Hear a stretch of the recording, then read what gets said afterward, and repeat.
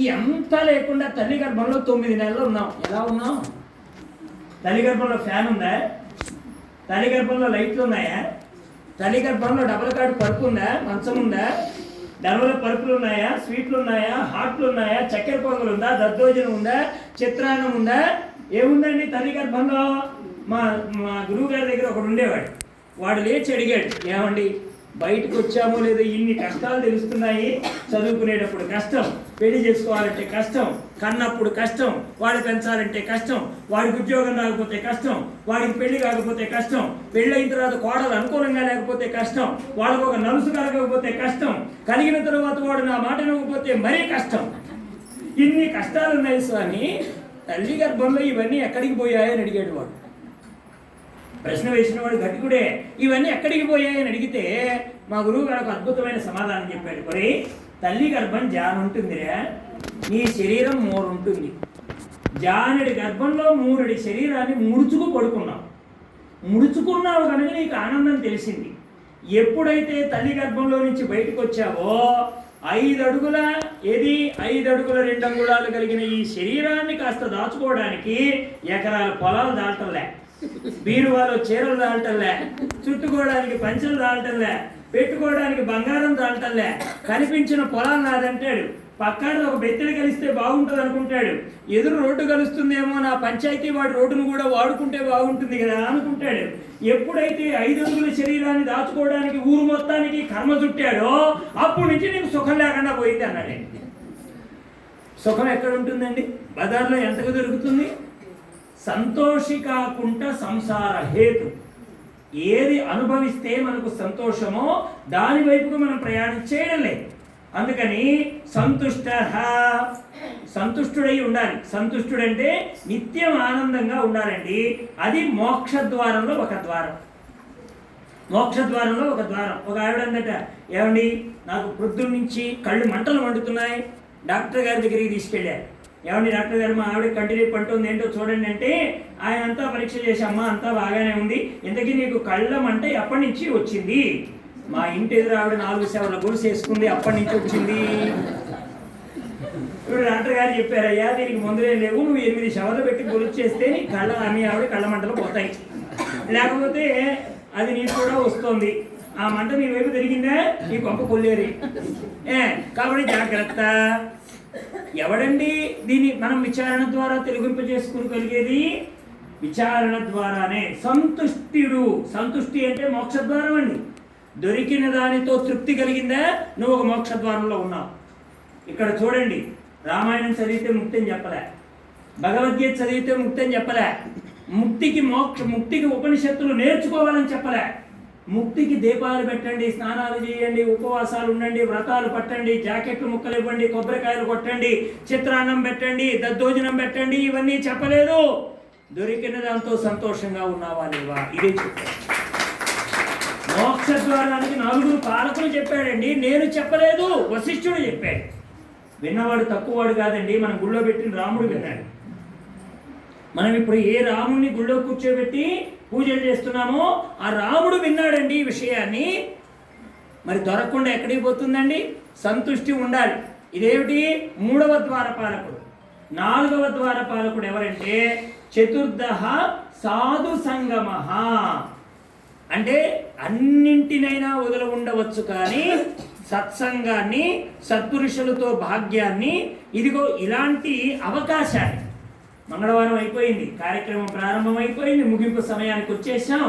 ఇక ఈ రోజు దాటిపోయింది. ఇక మనం ఎంత బ్రతిమిలాడినా మళ్ళీ ఈ రోజు రానేరాడు. మళ్ళీ వెనక్కి భాగవతం వెళ్ళదు. మళ్ళీ రేపు ఇంకో ఘట్టం వస్తుంది, ముందుకు వెళ్ళిపోతుంది బండి. అయ్యో నేను వినలేదే, తెలుసుకోలేదే అంటే అది మన ప్రారంధం.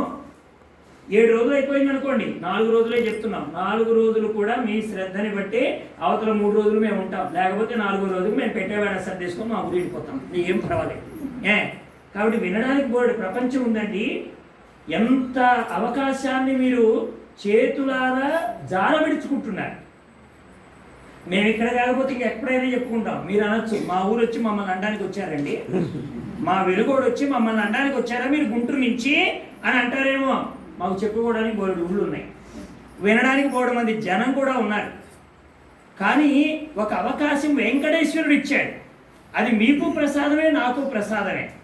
ఎందుకు వచ్చామండి ఇక్కడికి? స్వామి పంపించాడు. మీ ముఖం ఏమైనా నాకు తెలుసునా, నా ముఖం మీకు తెలుసునా?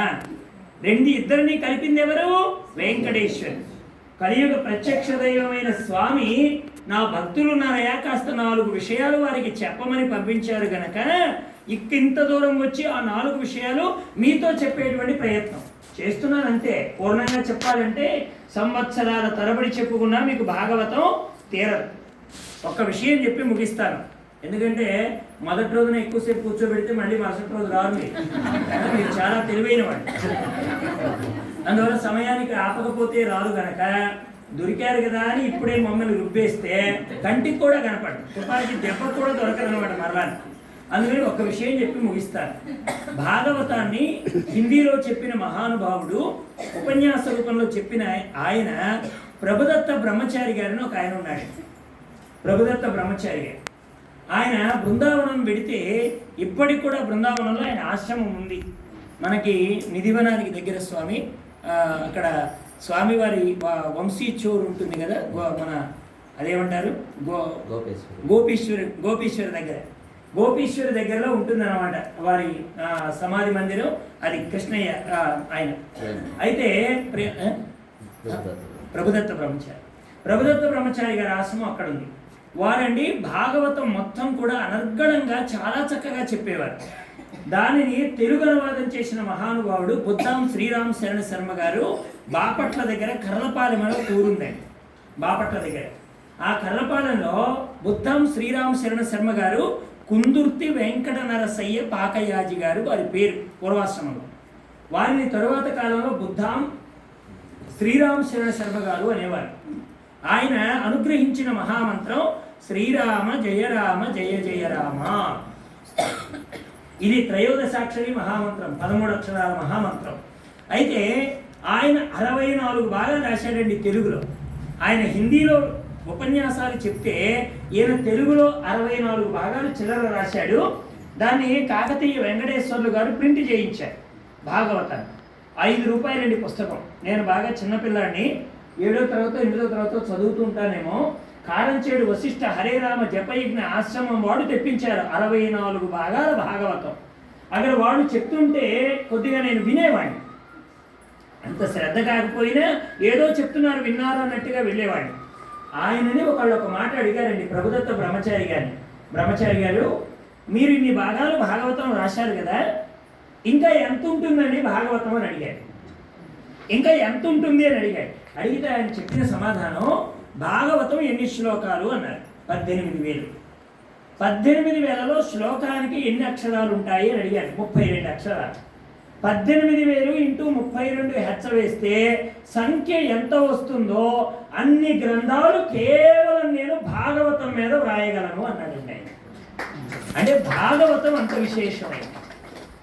భాగవతంలో ఉండేటువంటి రహస్యాలు అంత గొప్పవి. అది మోక్షప్రదాయకమైన గ్రంథం, ముక్తి ప్రధానమైనటువంటి గ్రంథం.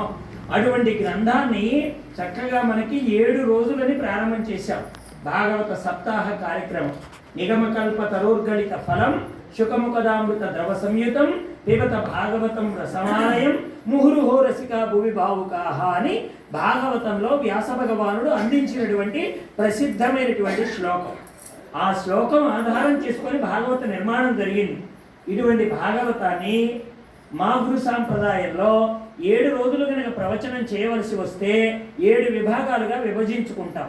శుభేచ్ఛ, విచారణ, తనుమానస, సత్వాపత్తి, అసంశక్తి, పదార్థ భావన, తురీయము. మొత్తం 7 విభాగాలు. ఈ 7 విభాగాలుగా మేము భాగవతాన్ని చెప్తాం. ఈ 7 విభాగాల్లో కొన్ని విషయాలు మాత్రమే వస్తాయి. మీరు భాగవతం బాగా వినుంటారు, బాగా త్రాగుంటారు.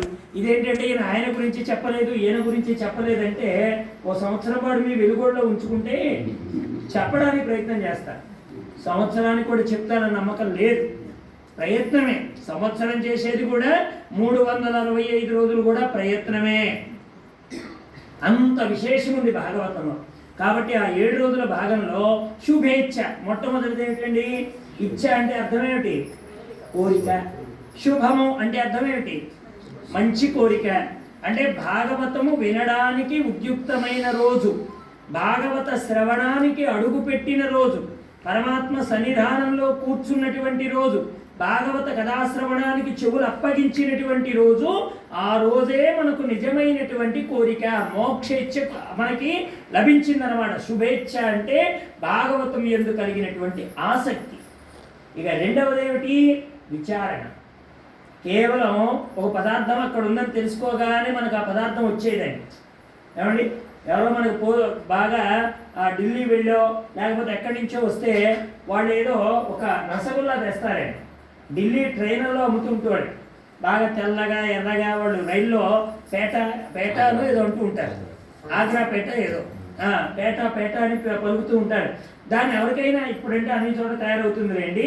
పూర్వం ఎవరైనా ఢిల్లీ నుంచి వచ్చారంటే దాన్ని తీసుకొచ్చి ఇస్తే వెంటనే వాళ్ళు మళ్ళీ అడిగేవారు, ఢిల్లీ పోతున్నామంటే మాకు ఆ పేట తెచ్చి పెట్టండి అనేవాళ్ళు అనమాట. అంటే రుచి అక్కడికి పెడితే కానీ అది లభ్యం కాదు. అలాగే మనకి వెంకటేశ్వరుడి యొక్క ప్రసాదం ఆయాచితంగా మనం అనుకోకుండా, మనం కోరుకోకుండా స్వామివారి యొక్క అవయవరద హస్తాల యొక్క ప్రతిరూపంగా భాగవత శ్రవణం అనేటువంటి ప్రసాదం మనకి స్వామి అందిస్తున్నాడు. ఈ 7 రోజుల కార్యక్రమాన్ని నిర్వర్తించుకోమని అవకాశం ఇచ్చాడు. ఎంతకాలం వినియోగించుకుంటారో మీ ఇష్టం. ఇంకోటి, పగలు కూడా మేము ఖాళీగానే ఉంటాం. వింటాము అంటే చెప్తాం. వచ్చింది చెప్పడానికే కదండి, మీరు పెడితే తిని పడుకోవడానికే. ఈ మాత్రం అన్నం మా గుంటూరులో కూడా ఉంది. ఈ మాత్రం అన్నం మీ వెలుగోడలోనే కాదండి, మా గుంటూరులో కూడా ఉంది. చక్కగా ఆవకాయ దొరుకుతుంది, ముద్దపప్పు దొరుకుతుంది, పేరిన నెయ్యి దొరుకుతుంది, మంచి గడ్డ పెరుగు దొరుకుతుంది, చక్కని సాంబారు పెడతారు, రసం పెడతారు. అన్నింటితో కలిసి పంచభక్ష పరమాణ భోజనం, ముష్టాన్న భోజనాన్ని కమ్మగా తినగలుగుతాం గుంటూరులోనే. మీరు ఇక్కడ దాకా వెలుగోడు వస్తే మీ ముద్ద తినడానికి కాదు మేము ఇక్కడికి వచ్చింది. తింటున్నా గనక మీ ప్రసాదం చెప్పడానికి నేను సిద్ధం. ఎలా వినియోగించుకుంటారనేది మీ ఇష్టం. మీరు మమ్మల్ని అలా వినియోగించుకుంటారా, ఏం పర్వాలేదండి, అరగంట చెప్పి వెళ్ళిపోండి. మా కోసం ఇంటి దగ్గర సీరియళ్ళు, మంచాలు ఎంత శ్రమ పడిపోతున్నాయో. 1,00,000 రూపాయలు పెట్టుకున్న ఏసీలు, 1000 రూపాయలు పెట్టుకున్న ఫ్యాన్లు, 50,000 పెట్టుకున్న డబల్ కాటు మంచాలు, 1,00,000 రూపాయలు పెట్టి కొనుక్కున్న సేఫా సెట్టు, ఇంటికి తెచ్చుకున్నటువంటి 32 ఇంచుల టీవీలు, అవన్నీ వదిలిపెట్టి వచ్చామండి.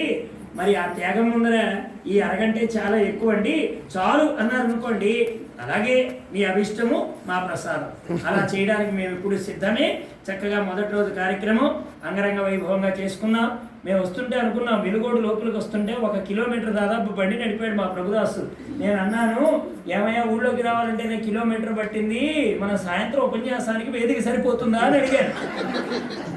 నిజమండి, రోడ్డు మీద తిరిగితే అమ్మవారి శాల దగ్గర రామాలయం రావాలంటే అక్కడ ఎవరు అన్నారు, ఉదర్సేజావు ఇదర్సేజావు ఏదేదో అన్నారు. ఎదరో లేదు, ఇక్కడికి వస్తే ఇంత దూరం అయింది.